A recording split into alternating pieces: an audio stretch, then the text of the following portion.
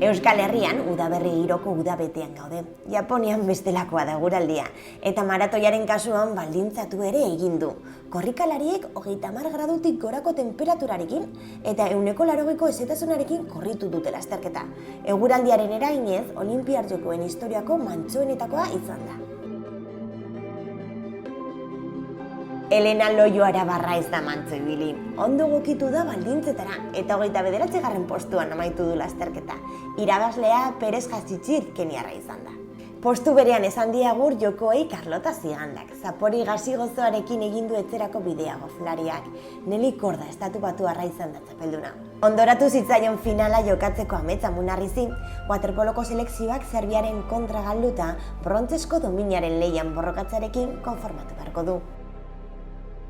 Julen Aginagaldek eta Eduardo Gurbindok ere partida hori jokatzearekin konformatu behar izan dute.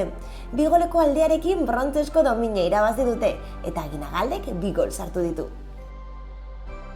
Konformatzen ez zena eta gero eta domina gehiago kolkoratu nahi zituena Alison Felix da. Atleta estatubatuarrak 100 metroko lasterketan 3. postua lortuta, pistan Olinpiar domina gehien dituen emakumea bilakatu da. Atletismoan banakako lasterketetan jarri dugu fokua orain arte, baina bada taldeka egiten den ariketa izar bat, 4 bidereun erreleboak. Emakumezkoetan Jamaikak irabazi du, gizonezkoetan Italiak. Azken hau sorpresa izan da. Sorpresarik ez da izan aldiz eskaladan. Favoritoen artean zegoen Jaina Ganbretek ez du utz egin eta lehen txapelduna bilakatu da. Favoritoak favorito izaten jarraitzen dute saskibaloian. 4. segidan irabazi dute urrea, 16. aldiz historian. Beroak ez die lokartu ortengoan ere. Zeren beroa itzela izan da Japonian eta eragina izan du kirolarien osasunean. Sorabioak eta bero kolpeak maiz gertatu dira, kirolari batzuk lehia usteraino. Utzi ez, baina berehala amaituko da lehia Tokion. Olinpiar Jokoen ondarretan gaude, bihar itzaliko baititu argiak.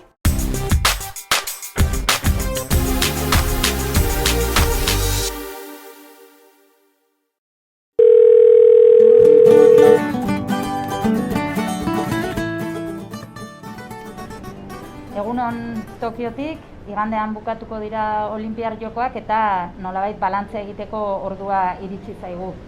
Zalantzarik gabe, koronavirusak baldintzatutako jokoak izan dira eta horren inguruan jakez zuk egunero jarraitu duzu bai Tokion eta bai Japonen oroar izurriak izan duen bilakaera jokoak martxan direnetik, zer ikusi duzu edo, ze bilakaera izan dute datua? Egia esan, azkenengo aste hauetan koronavirus kasuek sekulako hazkundea izan dute Tokio eta inguruan. Olinpiar Jokoak hasi zianetik kopurua bikoiztu egin da, asteko 10.000 kasutik 20.000 kasura pasa da, eta egunetik egunerako bilakaera ere sekulako asko handitu da. 1.000 kasuren bueltatik pasa da 4.000 kasuetara edo gehiagora.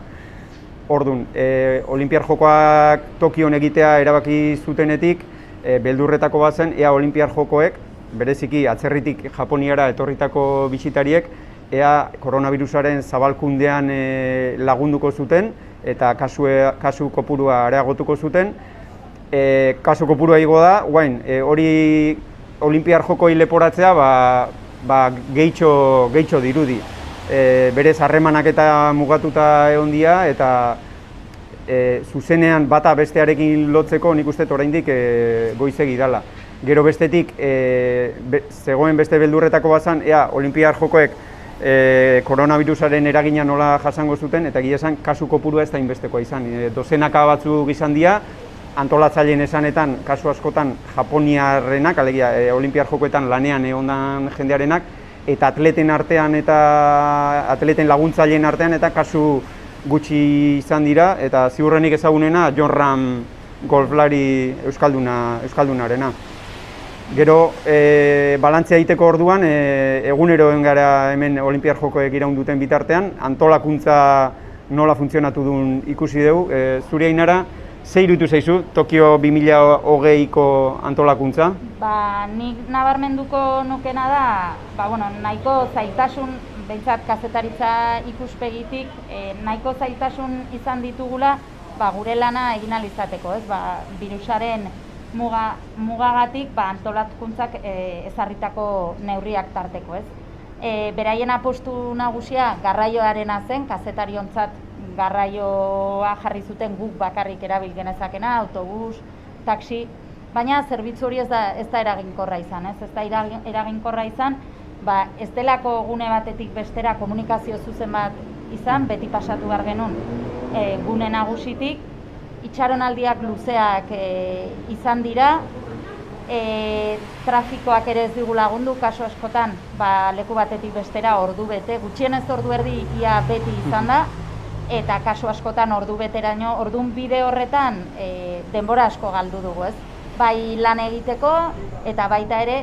bestelako edukiak sortzerako orduan. Eta nik uste, eta ez dakitzuk jakes ados dauden, beste arazoetako bat izan da komunikazioa, guretzako traba handia izan da, hemengo voluntario eta guneetako jendearekin komunikatu ahal izatea. Idatzi zenuen zutabe bat horri buruz, nola ikusi duzu hori? Egia esan, Ainara andoaingoa da, ni hori jokoa naiz, ez gara osforrekoak eta gure ingelesa ez da goi mailakoa, baina hala ere hemen voluntarioen artean topatu deun ingeles maila bastante apala izan da, kasu askotan ez zuten hitzik, etzekiten ingelesez hitzik, eta ez ziren gai azalpenak emateko. Eta ingeles pixka bat zekitenen artean ere, kostatzen zitzaien zerbait galdetu ezkeo edo argibiderik eskatu ezkeo erantzuna ematea. Beti bidaltzen gintuzten beste norbaitengana, elkarrei begira jartzezian, elkarrekin hitz egiten zuten, baina egia esan lagundu gutxi. Eta beste olinpiar joko batzutan esperientzia duen jendeakin hitz egin dugu, eta haiek ere kexu zian komunikazio aldetik arazo asko izan dituztelako. Laguntzeko borondatea bai, baina gero laguntzeko gaitasun gutxi izan dutelako normalen antolakuntzakoek. Eta horrek gure lana dexente zaildu du. Guztiz.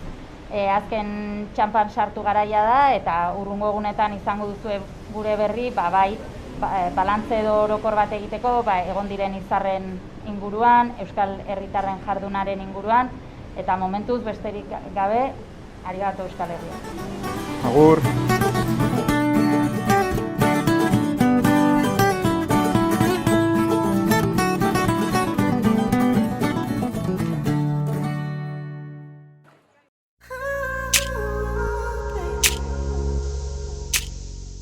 Olinpiar Jokoetako dominen irudi nagusia Nikea da, garaipenaren jainkoza greziarra. Horrela izan da, 1886ko Atenaseko Olinpiar Jokoetatik. Tokioko domineko ohitura zahar horri jarraitzen diote, baina inoiz baino berritzaileagoak dira, dominak sortzeko erabilitako. 2017an hasi ziren Japonian, sakelako telefonoak eta erabilitako gailu teknologikoak jasotzen. 78.985 tona eta 6 milioi telefono bildu zituzten bi urtean. 32 kilo urre, 3.500 kilo zilar eta 2.200 kilo brontze lortu zituzten, eta birziklatutako material horrekin 5.000 domina baino gehiago egin dituzte. 2016ko Rioko Olinpiar Jokoetan ere birziklatutako materiala erabili zuten, baina neurri txikiagoan, osagaien 30% bakarrik ziren birziklatuak. Jasangarritasunaren alde beste hainbat neurri ere hartu dituzte Tokioko Joko Olimpikotarako. Esaterako, 2011ko Japoniako lurrikaran eraiki zituzten behin-behineko etzen aluminioarekin egin dute zuzi olimpikoa. Podiumak birziklatutako plastikoarekin eraiki dituzte. Kirolarien oheak kartoizkoak dira eta energia guztiz berriztagarriak erabiliko dira. Eguzki energia, biomasa eta energia hidrikoa.